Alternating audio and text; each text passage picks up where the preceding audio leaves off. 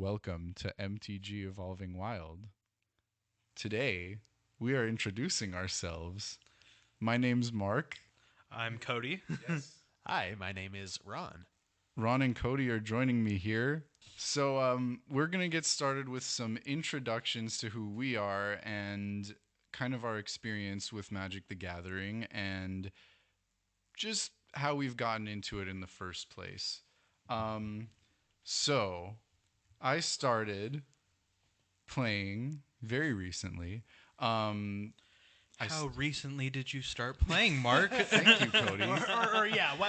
Just tell us about when you started playing and generally what your experiences with card games were like in general. Yeah.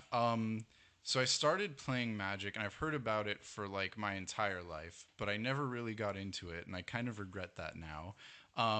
But I started playing in really really late 2020. I got into the game when one of my really good friends showed me the Ristic Studies video on, I think it was like the Guilds of Ravnica set, like when that came out. And I didn't realize there was so much like depth to it, like so much, I guess, personality and so many choices to make with the color pie and like kind of what you wanted to play and all these different guilds, which is what I got introduced to first. I instantly like fell in love with Ravnica, and just from that point on, like my first experience with Magic was really playing on MTG Arena and learning how to play. And I really vividly remember this one time when I just started playing. I was going through like the tutorial on Arena, and I like kept trying to do something, and it's like, no, you failed. That's not how you do the thing. And it made me keep doing the level over and over again, and it's like, why isn't this working? Because you don't have priority. I'm sure it wasn't even that complicated. It was like, here, destroy this creature in some way and win like the setup of the tutorial. And I was having trouble even doing that, but I'm so glad like I had that to struggle with rather than like trying to learn it all on like a physical game board with like people who were like, no, you're not doing it right. And I would have been like, but why? Honestly, it's the as much shit as I will give Arena for just being bad sometimes. The tutorial is a great way to just like introduce someone into how to play Magic. Yeah. So, also just before I get too deep into it, I played a bunch of Yu-Gi-Oh before Magic. Like that was my main card game like experience before anything else. I'd buy like, or when I was a kid, I'd get like little packs from Toys R Us and like just pull cards with a lot of stars on them and be like, this is the most powerful thing in the universe. And I had no idea how to play. I just like throw them on the table. Yeah, windmill slam like an 8-9 star thing and just be like, I have won because I have the thing. And that was really fun. But after that, probably like when I was in high school, I learned how to play Yu-Gi-Oh! And then I had a whole like getting in and out of Yu-Gi-Oh! A few different times. And that game definitely has its pros and cons, but Certainly does now. I ended up kind of, just getting into Magic when my friend showed me that Ravnica video, and that, and then getting onto Arena, and then I think I really I took a personality test that early on before I even like got a single product, got a single pack, and I was like, all right, very clearly my personality, just even going into it, when I heard about the different colors, I was just like, I know I'm mono red because I like playing fast, I like playing impulsive, I like making aggressive like just plays that do like crazy things really quick. I think, in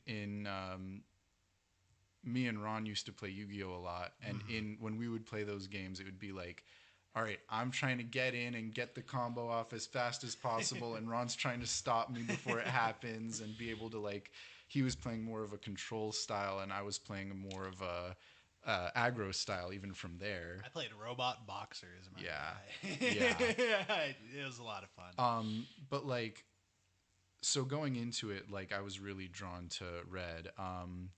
And after watching that video, I was like, okay, I really like red, but I also want it to be paired with something else that I like because I really like the Guilds of Ravnica theme.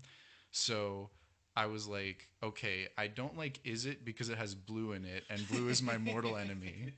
Like from the start, I was like, okay, blue is control. That's not what I want. Typical mono red. Literally. And then I thought Rakdos was a little bit too like I don't know, demon culty, a little bit too like a little too crazy mono red. Or a little too crazy on like the aggressive spectrum, and then I thought Gruul was just kind of like stupid. Like they're just like, you know, yeah, a little bit. I don't know. These were all first impressions, but then I'm like, okay, what's left? And it's like Boros. I'm like, oh, okay. I really like this color combination and like the, you know, you get the aggressive little creatures, but you also get like kind of sword and shield vibe where you're like protecting yourself, but you're also like going in and dealing damage. For sure. Yeah, dude. I mean, Boros is sick. So speaking of kind of just Boros in general, as I kind of remember, what was the first kind of deck that you had assembled? And really, like, which format was it, and what was your experience like with that? So technically the first deck I ever built and the first deck I ever played. So the first deck I ever played would have been the MTG Arena, whatever the pre-constructed standard decks were, when I beat the tutorial. But the first deck that I like built with cards on MTG Arena was actually I was playing, I guess it was standard. It might have been whatever their longer term or longer lasting, was it historic, I think is the one that is like an eternal arena format. I think So it might have been historic actually. I was just playing like a random Boros like aggro-y deck that I put together out of like cards like 10th District Legionnaire and like cards that were actually from the Ravnica setting. I think I put whichever 2-drop it is that has like double strike, trample, and haste. Like that one was a big one for me. And then just playing like little cantrips and stuff like that. And I think that actually really inspired kind of the next direction I went with my gameplay experience. So my first physical deck that I ever built was a commander deck with Feather the Redeemed at the helm. And that is really what set the whole thing turning. The first product I ever bought was a Ravnica guild kit, and it was the Boros one, which didn't have Feather in it, but it had a lot of the other kind of like cool Boros pieces that I really liked, and just like, you know, instant sorceries. So I know Feather's kind of a flexible commander, if you will. You know, you can go a couple different directions with it. Which way did you go when you built Feather? The only way. we know which the way. only way. I built, and it was actually interesting because again, I was like, I want to get into Commander, but I wanted to get into it for like I wanted to play Boros, but I wanted to play real Boros. Like I wanted to play the faction itself. And I'm like, what are like popular Boros commanders? I didn't even know where to look. Eventually I stumbled on EDH Rec, and I found that Feather at the time was the most popular Boros commander. It was, and I'm sorry I haven't answered your question yet, Cody. I will get to that. It was, you know, one of the, top commanders in general at the time. And it was aggro, like exactly what I wanted to be doing, where I drop this little thing down and just like go to town, like pumping it up and making it super strong commander and going in for commander damage, and also happened to be like lore wise within the Boros guild. So it all fit for me, it all clicked, and that was my first commander. And I'm like, this is bringing back such good memories, but like this is the one that I'm making. So from there, using the random Boros guild kit, making a little list off of EDH Rec, and just like buying some singles, I think straight off of Amazon, honestly. I like put together, I know. And also of some trades from my friend who got me into Magic initially, I was able to make this 100 card Feather the Redeemed deck, which was not optimized at all. There was so much about the game I still didn't understand when I first made it. I didn't even have like a full play group to play Commander with when I made it. I just was like, this is awesome. Like, I want to do everything with this and, like, you know, find upgrades, make cuts. And over time, I learned that removal was important. So even though I had Swords to Plowshares, I'm like, this card isn't good in my deck. Why do I need this? and I was just like, well, since it doesn't interact directly, I just will take it out, and I'd rather have like a big, strong pump spell to make Feather even stronger creature. Getting to your question, Cody, there are a few ways to build Feather. There's like a go wide kind of strategy. There's a, you know, very kind of commander focused strategy, which is like Feather is the card and you just make that as big and strong as possible. I absolutely went that route, and in deck building there was so much I like, you know, even to the point that the deck is in now, there was so much that I'm like sacrificing just to make it like be a Voltron commander and make it so that there's combat tricks and card advantage, and it all revolves around the commander. Card advantage in Boros? I know. Blasphemy. Back then, before mono white was getting good stuff too. And like, mono red, actually. Yeah, seriously, both got a lot of really good card draw things. But back when I started, which wasn't even that long ago, both of those colors in themselves were really struggling to get card advantage. And Feather was one of the only commanders that could do it because of the mechanic where you just replay, you can recast the spell over and over again on every turn. Recast a cantrip every turn. Yeah. Targeting one of your creatures. In my case, Feather, because Feather was the only one I cared about. But that was where I started with it. I definitely, you know, over time have made huge differences to where I was then.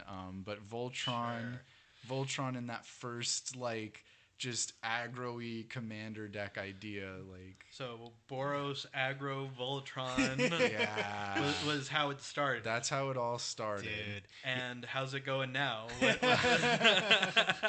Well, yeah, dude. That it has changed a lot. I mean, I still have my Feather deck put together because honestly it's like mostly sentimental value. I sometimes take cards out of it if I want to build another deck and put that deck together. But there's so much I've learned about the game, and I think at heart, you know, I still have that aggro kind of strategy in mind where I'm always trying to win real fast or do the thing real good or just like get on board first and make things happen, and hopefully win the game. I love burn. I love combos, and I think, you know, when I was building this deck, I had one commander deck and one commander, and I had focused all of the resources in that deck on making that one commander like super good. And now I have like over 10 commander decks. Let's leave it at that. Many I've taken apart over the years, and many, I've just put together over time. And a lot of them some of them are still very commander focused, but they're rather than being focused on the commander going in and doing the damage, it'll be like some form of like advantage, card advantage, or otherwise mana advantage, and just low to the ground stuff. I really like playing early. Like I have so many turn 2 like 2-drop commanders. Like that's one of my favorite things is when I'm the first one on board with my commander. Like that's almost a win in itself for me, just because like I'm here, I'm on board making the difference with the dude I wanted to have here. So that's like a really good feeling. Yeah, man. And one thing that you kind of did mention is that you were really into the Boros sort of just color identity in general, and you just really kind of took off from there. And so I kind of wanted to ask you what really inspired you to kind of play the way you do. I know you mentioned our mutual friend, Jacob, who I hope to have on the show one time. Yeah. But in general, like how much of your personality and tie to Boros do you think like really propelled you with the decks that you have now? Because you talked about Feather a little bit, but what are some of the kind of decks you have now that really kind of encompass that sort of feeling? Well, on the mono red side of things, I'm just about, I mean, it's basically put together with proxies and stuff. I've built a Burgi God of Storytelling deck, and that thing is insane. It can win on turn 1 if you get the right draw. Very particularly like competitive EDH, like very competitive deck. And I think that really has epitomized like my just color identity in red. Like I love being fast. I love going burr like as soon as possible. Turn 0, turn 1. Like that deck feels like a CDH deck, but still a CDH deck that's very close to who I am. Feels like home. Yeah, feels like home. Yeah. Yeah. I win before anyone else gets to play. Feels like home. No, but and even like when we had our pods starting out and like I was playing Feather, that's kind of what would happen. Like I would have Feather and it would be like, okay, I'm winning before other people could even get their strategies out. As far as like how it's inspired me to play in general, I think I always there's some cases where it's like the commander is less important than the 99 cards in your deck, but really I think what it's made me really focus on while I've just been in this game and while I've been playing commander specifically is really centering and focusing on the commander and being like, okay, like what does this commander want to do and how do I bring that out in the game, rather than strategies where it's like, okay, this is just a value piece that's easy to access. Right. Which is also like, I mean, some of my decks do end up being like that, but it's kind of like, It's inevitable in Commander. yeah. But definitely that's where it's influenced me. We've talked a lot about the commander side of the game, but have you found yourself playing any other formats since you've started? Yes. I got into Pauper a little bit because that's very affordable to get into, especially if you're building the right deck. Okay, and just for people who don't know, what is Pauper? Pauper is the format where you can only play with common cards. I thought you were talking about the jalapeno kind. Well, those are really good too, and there's a time and a place for those. Maybe Usually more so after you win the Pauper tournament. Yeah, after you win the Pauper tournament. No, I eat them when I lose, all alone in bed. Hey, there's 2 times, okay? I think win or lose, jalapeno poppers have a place in our hearts. That's right. But This episode is brought to you by jalapeno poppers. I really want some jalapeno poppers. Dude, we gotta get some after. But yeah, like that format is, and we probably should explain what Commander is to people who aren't super familiar. Commander, I'll just say it real quick, is a format that you have 100 cards, including your commander. Your commander stays in a separate zone. You have access to it at all times. And every other card in the deck, besides basic lands, you can only have one of. So, whereas in other formats, you could have 4 copies of the same card in a deck, and it's a lot easier to have more, what's the word? Variants? Well, yeah, less variance in the formats where you can have 4 cards of each. More consistency in those formats.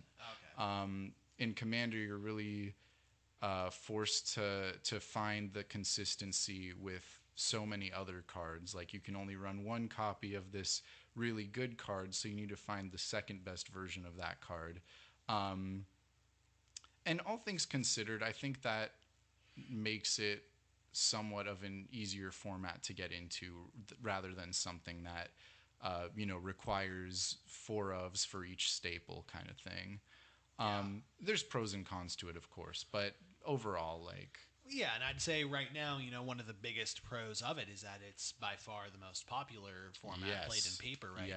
So I don't know about where you, the listener, is living, but where we live, we have a few game stores in our general vicinity, and at each one, I don't know if you guys can speak to this experience, but I've always seen at least one Commander pod like in the game store at once. Like, no matter where in the valley I'm going to, there is always like one group of dudes playing Commander in there. Yep. They're usually, definitely more at like, events, but there's like, if you go into almost any store that sells Magic the Gathering cards, like... That's not a Target or That's Walmart. not okay. Fair. Well, No, sure. you'll find people in the corners of Targets and Walmarts. But I mean, like, it'll be like, I don't know, like I'm free on a weekday at 2 p.m. for some reason, and I will go into a game store and I will see it's dead in there. There's literally just the guy running the shop, and there's a pod of Commander. Yep. It's like, if it's more popular, if it's a busier time, you're gonna see like 3-4 tables. I've seen people play outside because there haven't been room at a game store that we really like called Game Ogre. So it's even, since I've started, and this could be a result of just more people being more comfortable going out, I've noticed like just the popularity continue to grow. Where like last week I went to a game store and got some games in, and it just was like filled to the brim. Like, there were like 12 tables full of people, God. and it was what felt like maybe double the last time I was in there, which might have been like 6 months ago. Feels like even longer. Might have been longer, yeah. It's crazy. I was going to get an oil change like last week. Oh, and I'm talking with the guy. He sees me looking at spoilers for the new set on my phone. He's like, "Oh, like you're looking at Magic the Gathering cards?" I'm like, "Huh? Oh, you play?" And he shows me his mechanics gloves. He has the Phyrexian symbol etched in there. He told me he cool. just got into Magic the Gathering. He thinks it's super cool, and he's looking for recommendations to build his first Commander deck. So I was talking, Commanders, what's his play style like and everything, but it's really grown, when I'm at work and I see there like kids playing it too, I think there's a lot of people our age, 20s to 30s, who are really just kind of the majority of the player base. The people with the disposable income. Yes. And then the rest are kids with the really rich mommies and daddies. But it's definitely grown a lot, continued to grow, and it's really cool to see that. But there's also, and kind of the reason we wanted to start making this podcast is the game has been around for 30 years at this point, and there's so much of it that I myself have not been involved in, and I'm so curious about what the game was like then, and on top of that, like, just how it's changed, how it's grown, like there were probably, I don't know exact numbers, but a lot less people playing like a year before maybe a year before we started, 2 years before we started playing. And For real. it just keeps like, growing, and it's really cool to see, but there's also like so much we've missed. But yeah, earlier we were talking about, I got a little bit into Pauper. I'd gotten into Standard on MTG Arena just because that was accessible at the time. And I really enjoy those 60 card formats too. I think Commander's a great place to start, because no matter what, you always have access to one card, being the Commander.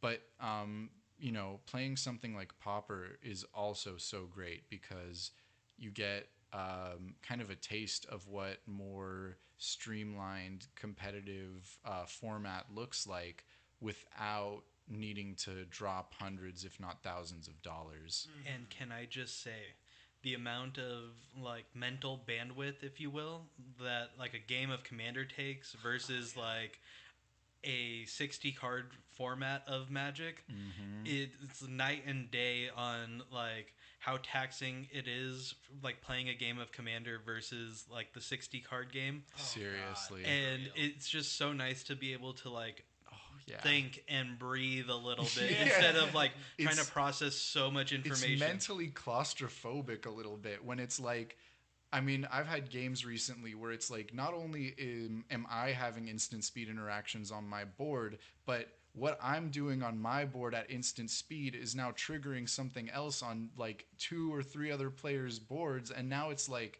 okay, every time I do this thing, 4 other things happen. Whereas, yeah, I agree with you. In some of those like 60 card formats, 2 players, oh my God, like it's like in and out 15-minute game. Like, all right, let's run a game of Pauper. Like I have a couple decks, and we can literally get kind of that taste of Magic without having to, like actually like get a group together, plan an evening out, like Set aside 3-4 hours so that we could get like at least 2 games in. Hopefully more than 1 in, fingers crossed. But yeah, like I love that aspect too about like formats like Pauper. Even Standard has like certain, I mean, yeah, I'd say Arena gives you the access to like at least try maybe part of or most of a Standard deck. And with that, it's even more efficient because it's like, all right, you don't need to shuffle your library. You don't need to worry about like any of the manual things. It's like literally, okay, you can play the land. You can like, just go to town and like play creatures or whatever right away. But yeah, so obviously mono red player. I by far love that and love that strategy. And I'm really excited to introduce some of these other guys. Yeah, Cody, Ron, who wants to go next? I'll jump in. All right. Go for it. So, Cody, when did you start playing Magic the Gathering? So my first exposure to Magic the Gathering, I had to have been maybe 10 or 11, and it's going to be really hard for me to remember the exactness of it. But I remember I was coming out of school.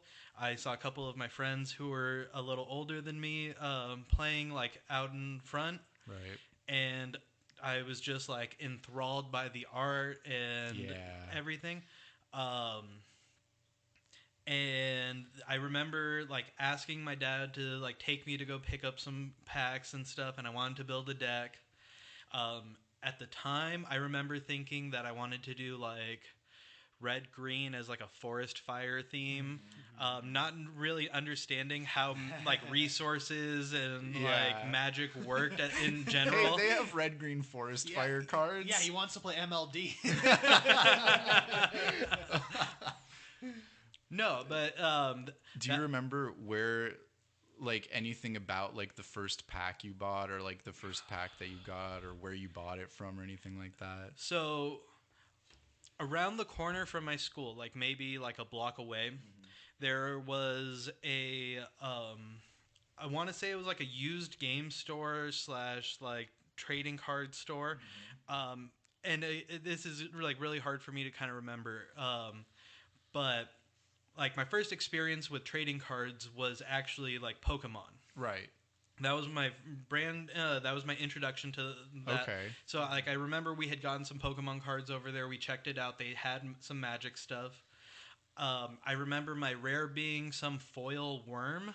It was like a 6/6 worm of some kind. That's kind of cool.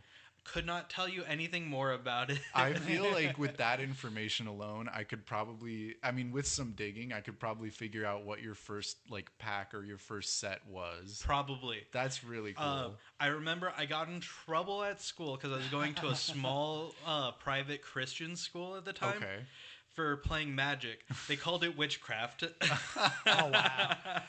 There were I mean, I know there was a whole controversy in the 90s, I think, but there were some pretty like scary looking cards and like unholy strength and stuff like that, but I just never really had anyone to play with on like a regular basis, so it kind of just like fell by the wayside.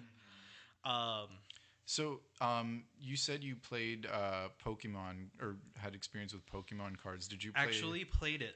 Okay, you played Pokemon. Like first generation, like. Oh wow, when it like first started, and you did that before getting into Magic. Yeah. Okay. That was for sure before getting into Magic. Then, like right as the anime made its way stateside with the English dubs and everything, I got into Yu-Gi-Oh. Okay. I played that pretty competitively, and I had like a really decent like group of people to play with. Like there were like 8 of us, I think, that would just like game hard. Okay, so you were playing with trading cards for a very long time. Very long time. Dude, yeah, it's crazy to think that you got to experience like a whole new generation of trading card gaming than Mark and I did. Yeah, you know? It's really cool because you got to experience like the original Pokemon, pre-Commander, Magic the Gathering, which is something I think we're going to discuss a lot in this show. Yeah. And so I think you really bring a really cool, unique perspective for us. Thank you. Also, you're hot. I know. Viewers, take his word for it. Take my word for it. But yeah, like, and then Yu-Gi-Oh kind of fell by the wayside. I like the whole group that I was playing with kind of like dropped off. Like everyone was moving away and stuff like that. And then, gosh, I'm gonna struggle to remember what year it was. I want to say it was maybe like 2013. I was walking through Target, saw one of like the Magic packs. That's how they get ya. I had a roommate living with me at the time that was into Magic, and like we had talked about it a little bit, and I went, you know what? Let me check this out again. And I picked up the Is It versus Golgari starter deck. Like the cool. I picked up the Is It deck. So that was when, like, was it like literally Is It like the guild? The guild, I think, right? Yes. Oh, okay. So that would have been probably around like the Return to Ravnica block. I'm guessing it was about 2013. Yeah, that would have been that would make sense because that came out, I think, 2012-ish, 2012 to 2013, something like that. Somewhere in that, yeah. So yeah, that checks out. Yeah, I'm looking at it right now. Yeah, it was 2012. Yeah, 2012. Yeah, the Is It versus Golgari dual decks. Yeah, it looks like I don't know if it was were those commander decks? No. Okay, those cool. were just like That was a 60 card deck. I just see 2 legendaries on the front, and so my commander trained brain has to assume now. Yeah, and I started there. Didn't really like how the deck played. okay, either one. No, I only had the Is It one. Oh, you gave the other one to your friend? No, Oh. I didn't get both of them. They sold it separately at Target. Oh, what? I thought they sold them together. No, it was really weird. Okay, that is kind of weird. It looks like it's kind of this sort of blister pack. It's a weird looking thing. Was this it? No, that wasn't the deck. Wait.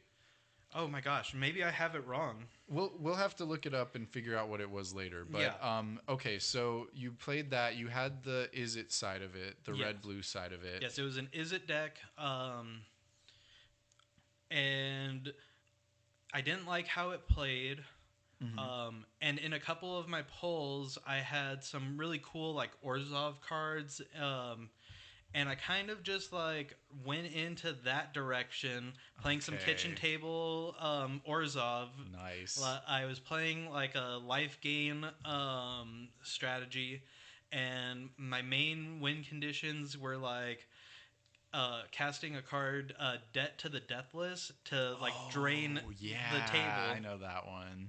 And I mean, we played some jank kitchen table games. Like we jammed like 3-4 people in if we could. Oh my Playing God. 20 life deck.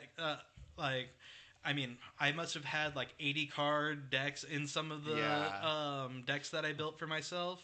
There's wow. a part of me that really wishes like I could experience that before being as into the game as I am now. Like where it's like, okay, I don't know anything about this. Like I have a bunch of these cards that are this color and this land produces that. So let me shuffle them up and Just see smash what them happens. together and see what happens. Yeah, but that's really cool that you got to kind of experience that aspect of Magic the Gathering too, where it's just like, you know, sitting around, random group, random format, you know, random number of cards in each deck and try something. Yeah, I played a lot of tribal at the time.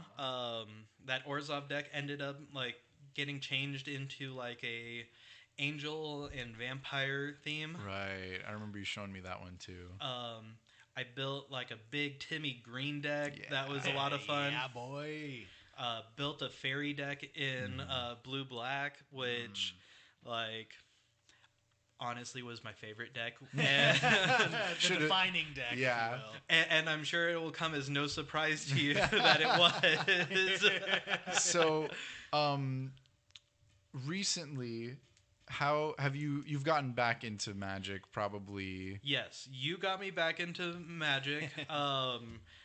Honestly, I can track it back to whenever Modern Horizons 2 came out. I think that was mid 20 2021. I think it was like April 21 of some or Yeah. something like that. Yeah, it was like I got into Magic probably like building it in February and then found out that you had a past with it and then I'm like, Cody, come back to us. Like return. Yep. And you guys convinced me to play Commander, and I Yep. built my first What Commander was- deck. What was your first Commander deck? First Commander deck was Squirrel Tribal.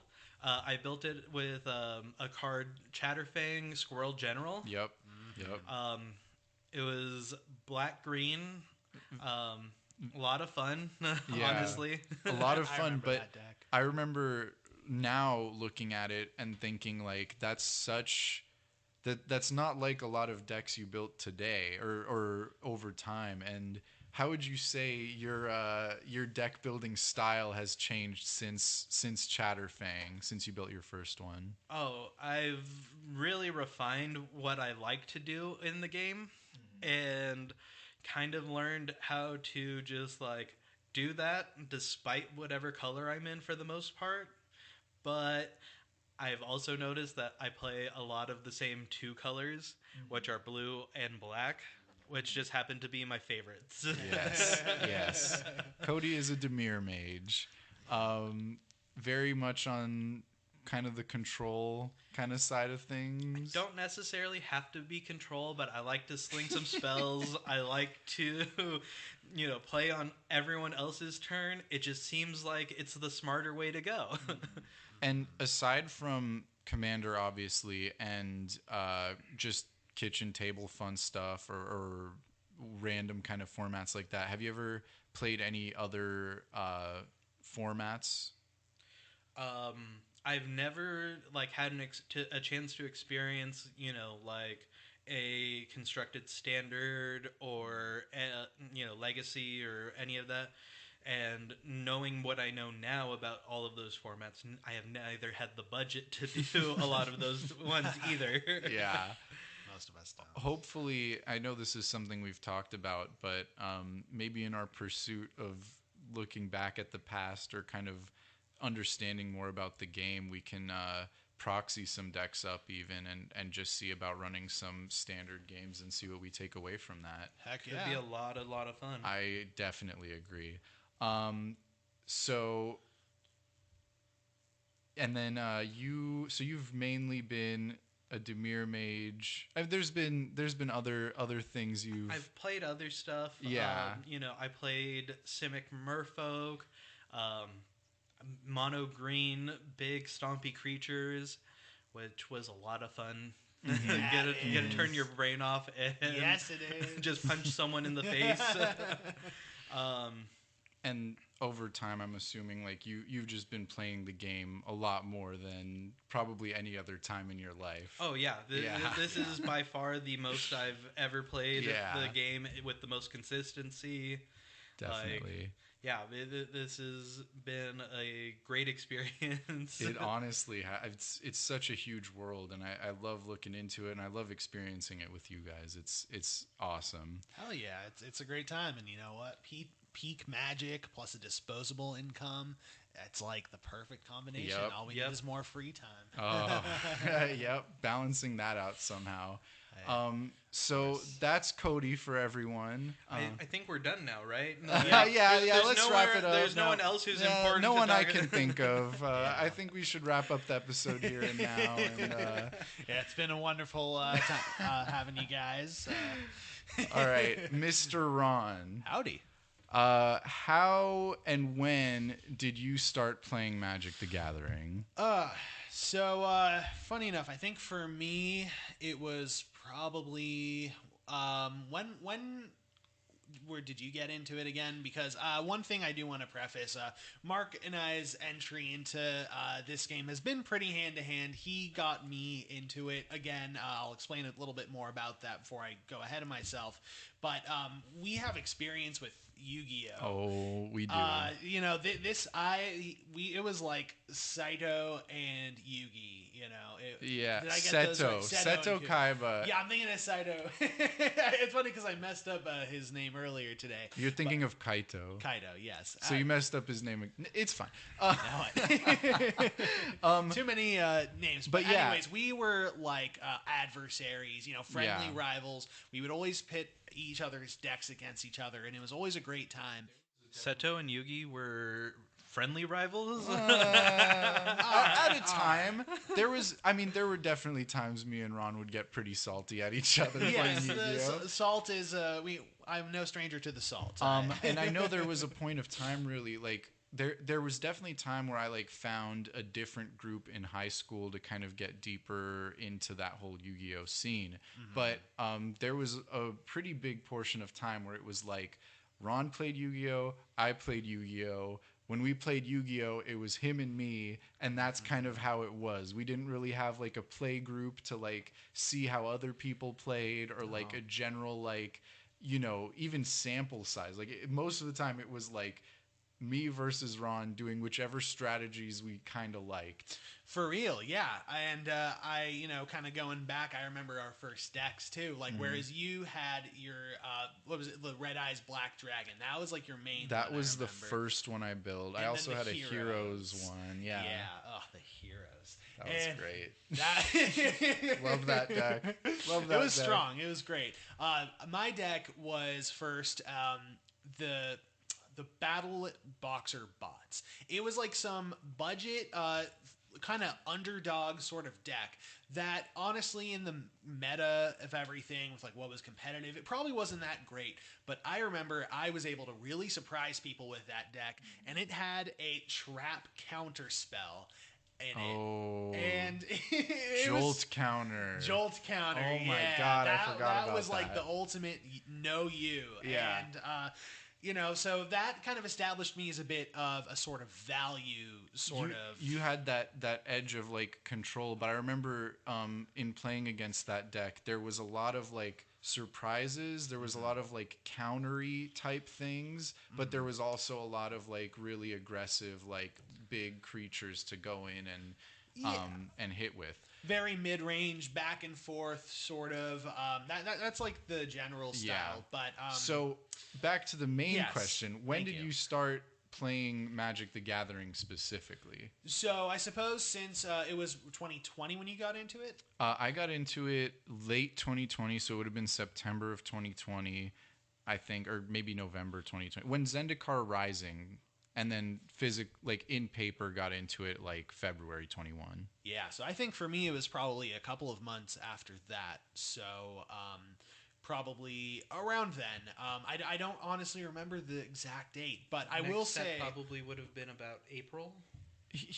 I think I remember you got into it. Well, one of the reasons I was trying to convince you to get into it is because you are very much into Dungeons and Dragons, and hell yeah, I think we 100%. All are.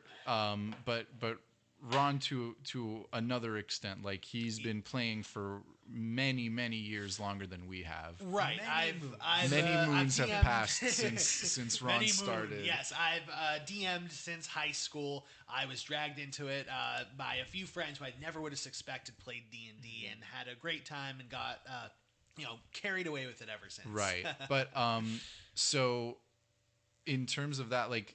I convinced you, or I remember I was really trying to convince you when I was like still with that feather deck and basically had one other person to play with. I was like, Ron, you should get into Magic the Gathering because they're going to have a Dungeons and Dragons Magic the Gathering set.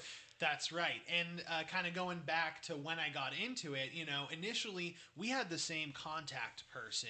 My friend Jacob, he's my neighbor as well. I've been friends with him for a bit. We got to introduce Mark into the gang, and, he got us both into it. And he was telling me about it earlier, and while I did really appreciate the color system as a D&D player, kind of being able to express your personality through a means, it almost felt like an alignment system, right? But with so much more exponential character, and there's so much more nuance. It's not just you're good, you're evil. I mean, if you're a Demir, you're evil, but I'm sorry, it's just mechanically true. No, but I was gonna say, but the alignment system in D&D is 3x3. Yeah. The alignment system in Magic has 32 possible choices. Yeah, every way you can possibly combine 5 different colors. Plus, if you're considering colorless as another one, you have to. Yes. So I don't know what the exact number is. Probably 32. 32. Okay. But yeah, so to kind of go back to the question, I got started probably actually a few months before you because Jacob's pod was playing a game of Commander, and I knew most of those guys. They were all pretty cool. Right. And they convinced me to join in playing the strongest deck they had so that they could kind of let me pub stomp in a way. Okay. And kind of teach me the game through that and showing me exactly how I would sort of win this game. Letting you win the first one so that you would keep kind of coming back. Pretty much. Right. And it honestly, I would have been very clueless without them because this was a 5-color scarecrow deck that, just kind of abused permanence, and I very quickly appreciated what I really liked. I guess I'm a bit of a Johnny player because I really liked the fact that, you can play this big scarecrow that cares about you playing other scarecrows. And so when you play these other honestly useless scarecrows, you can just go ahead and get this really big synergy. And synergy is always something that I was looking for. And then we played another game after that. Jacob let me play his Rakdos deck. Oh, that's a fun one. That was a lot of fun. And I was realizing all the synergies in my head. And I was like, whoa. It goes this deep. Big guy can make your spells cost less from how much damage you deal. And this guy in my hand can go ahead and deal some damage to this player, making it cheaper. And it got all my gears sort of grinding. Right. And really, that's what I got into it. When you played that first game with the 5-color deck, was it a bit overwhelming? 100%.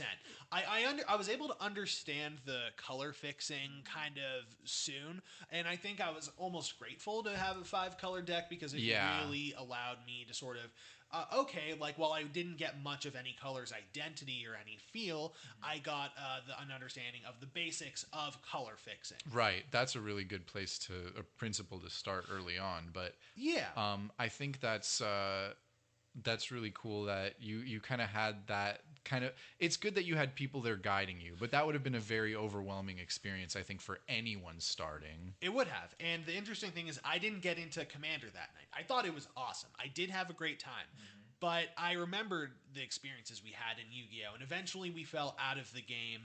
And I didn't like spending tons of money on cardboard. Of course. That would eventually, get outdated and become cheap, like what my collection of Yu-Gi-Oh! Cards did. Right. I later discovered Magic is a bit better, and especially because of formats like Commander that can keep all your old cards relevant.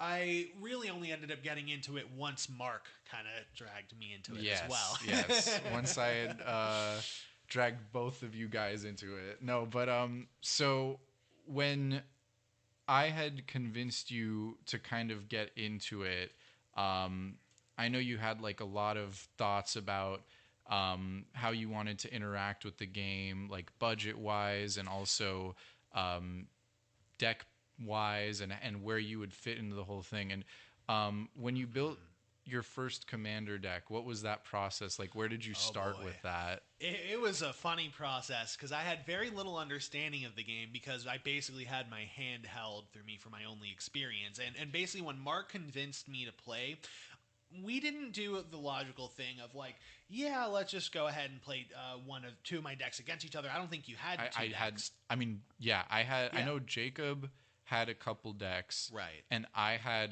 literally the one deck that I was like, this is the best thing ever. Yeah, this is the best deck. Yeah. Oh my God, that was such a boogeyman back in the day. Oh my God, I know. But anyways, like,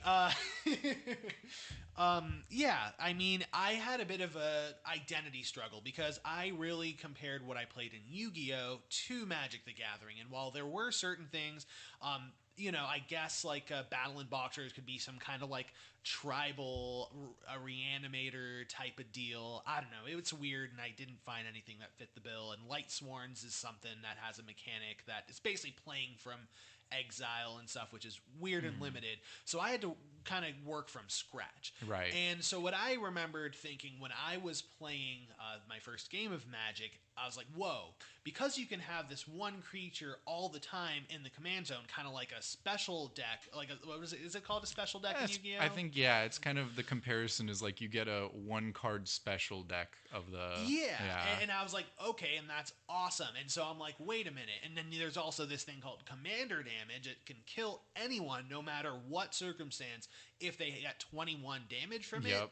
I was like, that sounds super cool. To me, it sounded like a foolproof plan. I have a big, indestructible, uninteractable creature, and nobody can do anything about it, and I just slap you and you're dead, and then I look over to the next person and the next person. But also, I guess I was looking at it as more of a 1v1 because I was totally new to any sort of multiplayer card game. I mean, I had experience with D&D, so sort of Rule Zero and everything felt pretty natural for me. One thing that's kind of interesting that I wanted to say is when you so I had built my feather deck, which ultimately became like a commander damage win con, like what's typically known as like a Voltron strategy.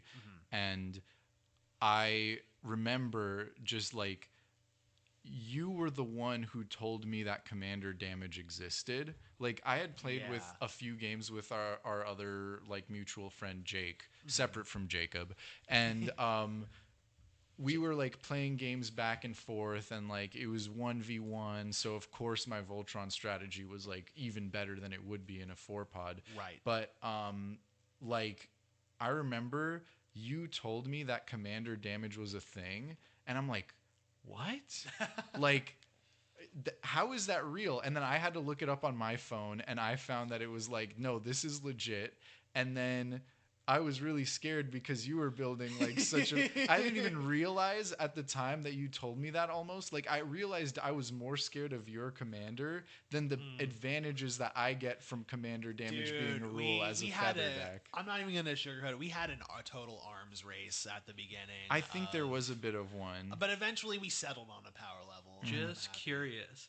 What, What happened when you guys found out that Infect only needs 10? I honestly, we'll probably get into my color identities later, but I was always like black icky. I don't know. That's cheating. I don't know. I think Infect. Well, at one point I built a whole deck around it, but that was not so much as a result of me actively wanting to play an Infect deck as it was me trying to build synergy around it. I think when I found out about Infect, I was like, this is a neat strategy, but like I think I was just more surprised by commander damage because, Infect is like a whole separate rule set almost that's explained on the card, whereas commander damage is like you just have to know. you just have to know, right? So I think Infect Yeah. surprised me a little less than commander damage did. Yeah, I honestly didn't find out about Infect until way later, and at that point, I was just too engrossed. What was your first commander? I had two first commanders. I built two pretty much at the same time because I was really enthralled with two separate deck ideas, and I wanted to have two separate decks because I wanted to have a differentiating game. What were your first two commanders? My first two commanders were, as many could have probably assumed, Ural the Miststalker, and then I built Arcades the Strategist.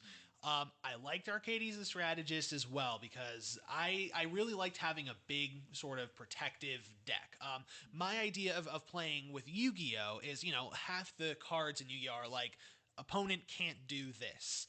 And that's just sort of how the game sort of rocked back and forth. It's like, all right, well, I play this. No, I say, you can't do this. And I say, oh, yeah, well, I say, you can't do the thing that's making me stop and do the thing that I do. And so I just wanted to play something that could protect itself and something that felt very versatile. But also, I thought that idea of going in and swinging big with a big buff dude was great.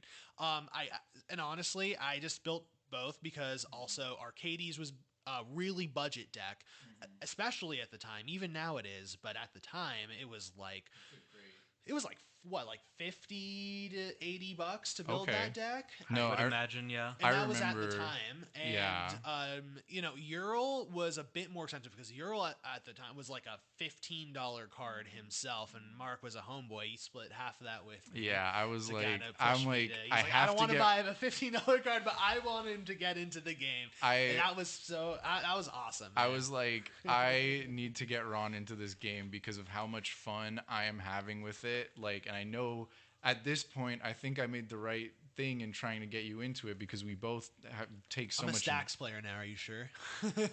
We take enjoyment from it in different ways, but we I both don't get play that enjoyment much from Stacks.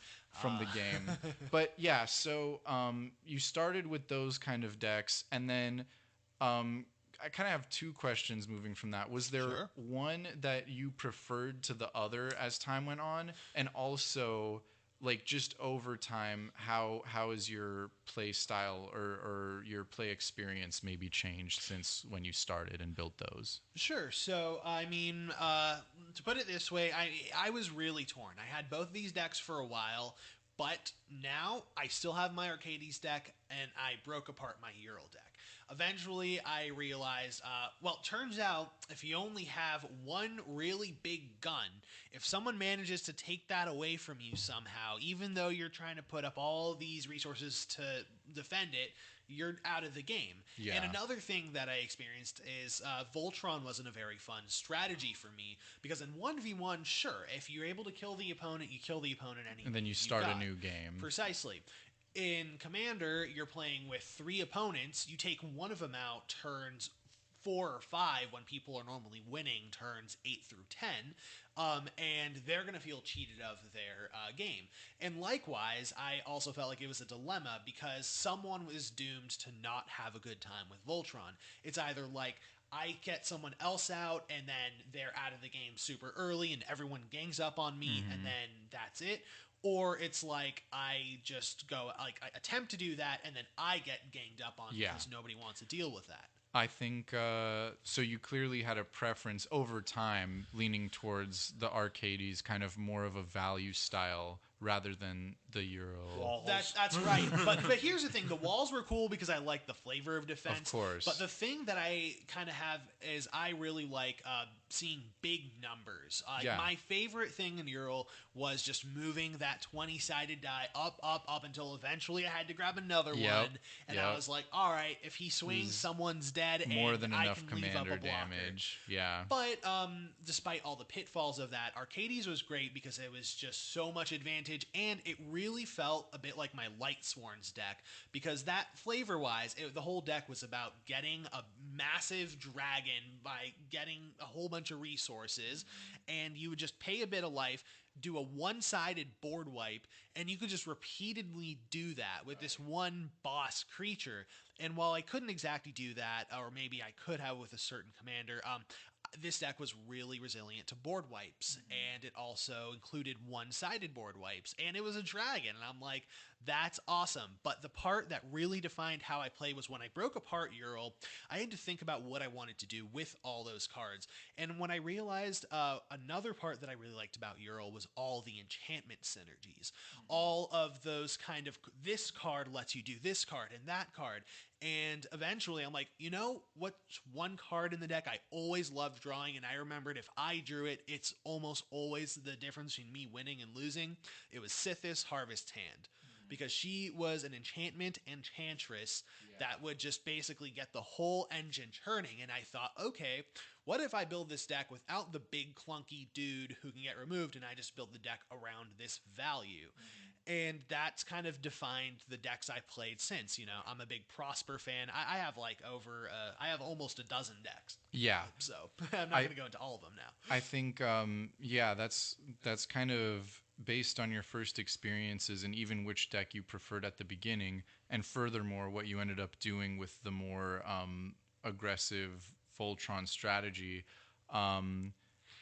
It does seem that you are gravitated more toward the value and the card draw and setting up a board full of things that will give you more advantage rather than putting all of your eggs in one basket, kind of. Exactly, and I learned that in those 3-player games that you, me, and Jake would play, because really, it came down to when it was all Voltron decks and stuff. Yeah. Someone's going to take out the other person, and you need to have more resources than them, and if you do, it's basically a win. Right. And I learned that, and I won a lot of games by just outvaluing everybody with Arcades. When we played those 3-player games, I definitely think, like, early on, there was a bit of an arms race. I think there was, like, you know, you wanting to be able to last with your Ural deck long enough to be able to get the win from Feather, and Feather wanting to just keep trying to speed up faster and faster, and, like, how fast can Feather get the win before Ural's even on the board, kind of thing. Right.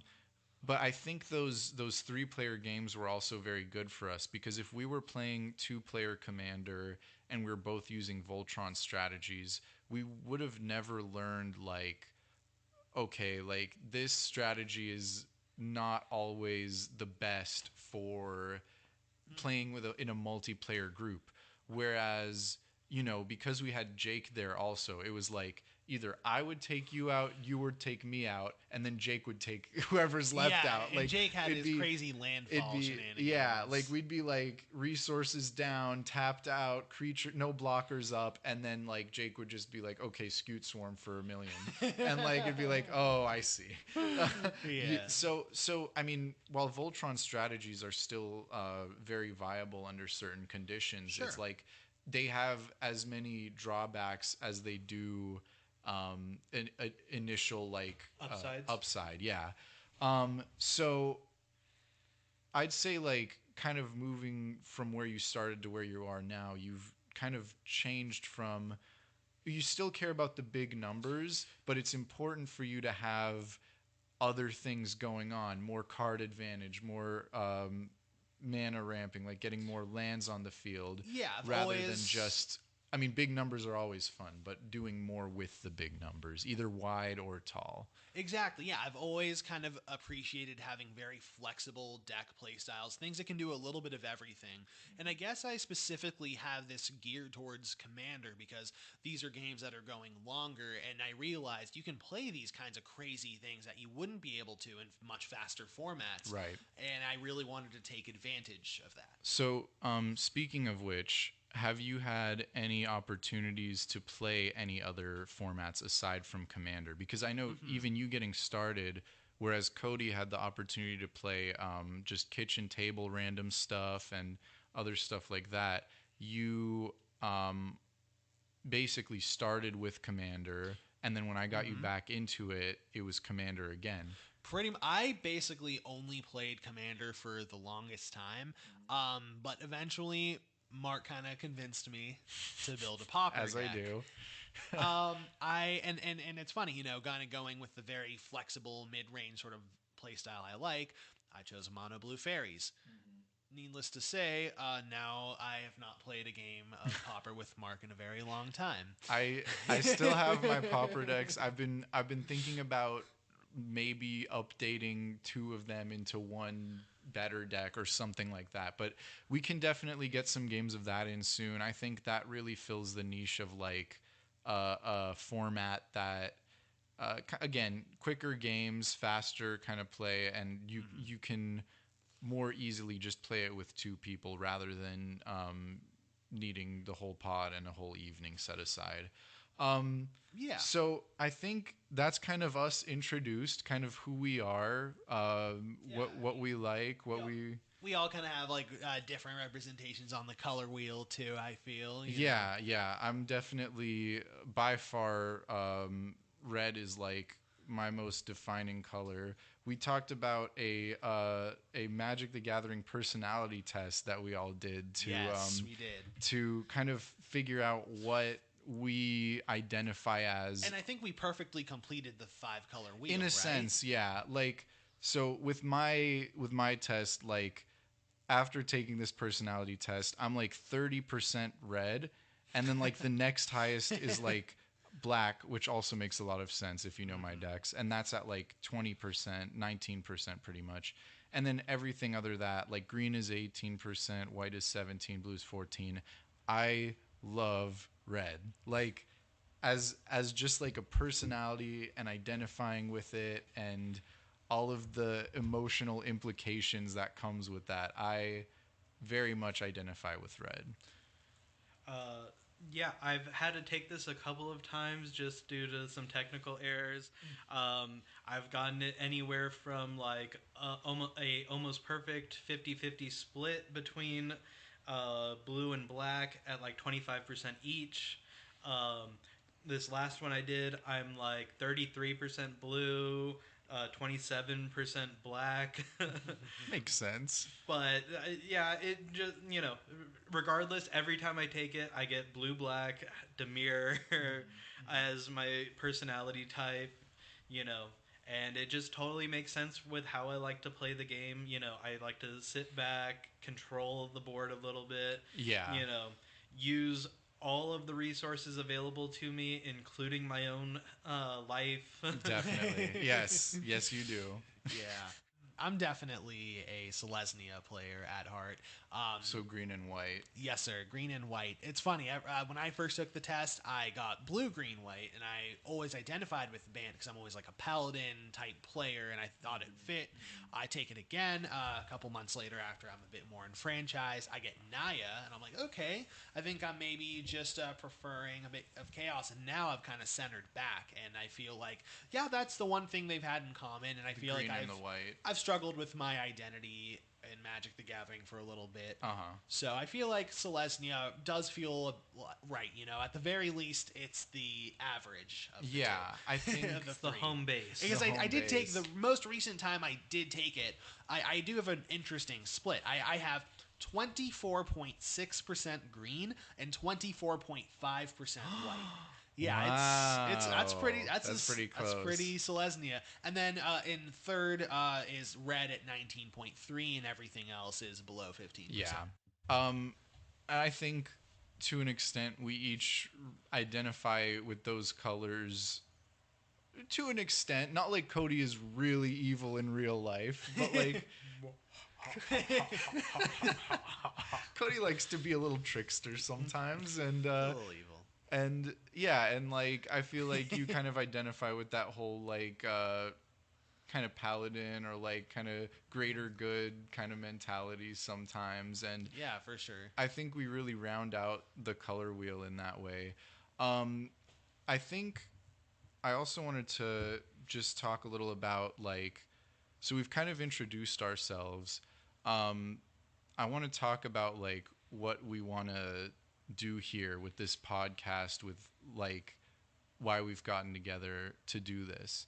And I mentioned earlier that, you know, as much fun as we've had in this game since we started playing in 2021, like, there is like so much that we have not been a part of. We've just haven't had a chance to experience certain standard formats when certain cards that define everything about Magic the Gathering came out. Like, honestly, like I was looking back at it today, and like I was born like around like the Urza's Saga block, which, and even considering that, there was still like, you know, 5 or 6 years of Magic even before that. And there's just so much history out there that I know all of us have really been interested in diving into, and really seeing what about that has changed, and maybe how that relates to what we think about the game as newer players, and kind of that versus what what the game is like for someone who's been around since maybe Alpha came out, or who started like playing around then. And I'd say, like, you know, there's a lot to dig into and a lot of questions to ask. And moving forward, we really want to get that information, ask those questions. You know, some of the ideas that we have moving forward are really like interviewing people who have been in the game for much longer than we have, or maybe trying new experiences with the formats, or just digging up old information that might surprise us a little bit, you know? I think moving forward, that's really where we want to go with this, and taking it to that level of understanding as best as we can with the experience that we have. Of course, yeah. I mean, and I'm sure a lot of other people, while we all might have different stories and times of how we got into the game, a lot of people have really got into Commander around this time, and really, Magic the Gathering has changed a lot over the past few years since the time Mark and I got into it and Cody got into it with us. We've pretty much been a Commander exclusive pod, and so I'm sure a lot of people can relate. And so, really, we want to explore all the other parts of Magic and what Magic has to offer, because it's a great game, and Magic and Commander is a wonderful format. But I think that there's just so much more to it, in a whole world that we haven't even seen yet. And the interesting thing about Commander is, like, technically it's not how the game was intended to be played at first, you know? Of course, and yeah. and there's this whole kind of like development that came from the community to now make it so that this way of playing and interacting with this game engine really has made it so that it's like the mainstream way to play. Like, this is the most popular way to play, but it's a brilliant game, really. There's so much to it, and so much to the game engine itself, that like there are even, you know, formats that I'm hearing about like recently that are like completely unlike anything I've heard of before, and just incredible. Oh, of course. If I might interject, sorry. I just want to throw it out there. Like, I'm trying to build a couple of really interesting themed cubes right now too, that are totally based off of different IPs, but also a really different way to play the game, like Dungeons and Dragons themed RPG deck builder type that I'm working on, and like 10 card decks that shuffle back into your library after hitting the graveyard. Street Fighter 1v1 Oh, decks. just like trying to build your own that's, yes, that is very cool. And Magic lends itself, as it's designed, to do something like that. Was there something you wanted to say, Cody? Oh, we've kind of moved past the We point. can rewind. Well, I was just gonna kind of say, like Commander is really, it's kind of a broken format. Yeah. Yeah. Yep. When you really think about it, and it's really only held together by the people who want to play it and make it work. Yes. But without that, like, it's kind of really broken. Yeah. Soul Ring broke it. It's yeah, the Soul Ring's the problem. It's like a kind of like a agreed upon mental construction that, like, if you play Commander to its most broken extent, you get something like competitive Commander, which is like a whole different format than regular Commander. And that's a great format in itself, but there's like a big difference between that and, like, shuffling together like your old collection or buying a pre-con from the store and just opening it up and playing. And Magic really allows for both of those. And yeah, but like you were saying, Commander is really a broken format without people agreeing on like what they're playing, right? Yeah, like, or just agreeing to make it work. Yeah, agreeing to make it work somehow, because it is crazy, but so much fun. Like the types of things you can do in that format are so fun. It's like the same appeal as like D&D, I mean, in D&D you have a Rule Zero conversation all the same. And really, so that's why I was able to translate my passion for that into Magic the Gathering. Yeah. And it's totally different, and that's why, now that I'm familiar with it, I'm so excited to explore all the different ways. And Pauper was a little taste of it, and yeah, I'm excited for what the future has in store. Absolutely. We have a lot of ideas in store for the future. Hopefully a few interviews lined up, as well as some ideas we may or may not have mentioned. You'll have to stick around and see what we end up doing next. But I think that's all we have for this first episode. I hope you like us. Or not. It doesn't really matter. You've Maybe already listened to us at this point. Maybe you like one of us the most, and tell us why it's me. You will be blocked from whatever chat. No. We're getting we should have socials, email, all of that stuff in the descriptions below whatever we post this on. So if you have any questions for us that you want to ask, or just want to reach out to us and tell us that you liked what you listened to, or maybe something we can improve on, we'd love to hear from you there. And yeah, hopefully you enjoyed listening.